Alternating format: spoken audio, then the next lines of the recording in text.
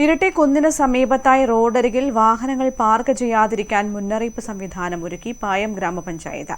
അപകടങ്ങൾ ഒഴിവാക്കുന്നതിന് വേണ്ടിയാണ് പഞ്ചായത്ത് ദുരന്ത നിവാരണ സേനയുടെ നേതൃത്വത്തിൽ വാഹനങ്ങൾക്ക് മുന്നറിയിപ്പ് സംവിധാനം ഒരുക്കിയത്.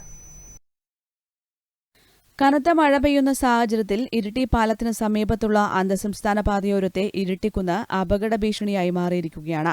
കഴിഞ്ഞ ദിവസം കുന്നിന് സമീപത്തുകൂടി സ്വകാര്യ വ്യക്തിയുടെ വീട്ടിലേക്ക് പോകുന്ന സ്ഥലത്തെ റോഡിന് മുകളിലേക്ക് മണ്ണ് വീണിരുന്നു.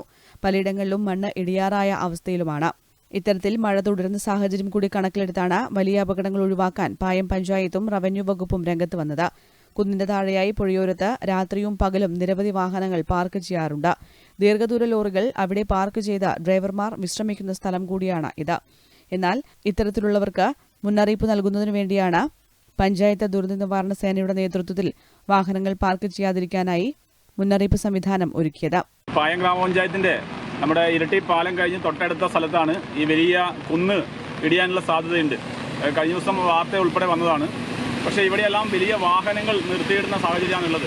ലോറിയും അതുപോലെ തന്നെ കാറും മറ്റു വാഹനങ്ങൾ രാവിലെ കൊണ്ട് മുതൽ വൈകുന്നേരം വരെ രാത്രി വരെ ഫുൾ ടൈം ആയിട്ട് വാഹനം നിർത്തിയിടുന്നുണ്ട്. പക്ഷേ ഇന്നലെ നമ്മളെ പഞ്ചായത്ത് ദുരന്ത നിവാരണ സേനയുടെ നേതൃത്വത്തിൽ ഇവിടെ ബ്ലോക്ക് ചെയ്തിട്ടുണ്ട്. വാഹനങ്ങൾ പാർക്ക് ചെയ്യാൻ പാടില്ല എന്നുള്ള കർശന നിർദ്ദേശം ഉൾപ്പെടെ കൊടുത്തിട്ടുണ്ട്. മഴ കുറയുന്നതുവരെ മുന്നറിയിപ്പ് തുടരും. News bureau, Iritty.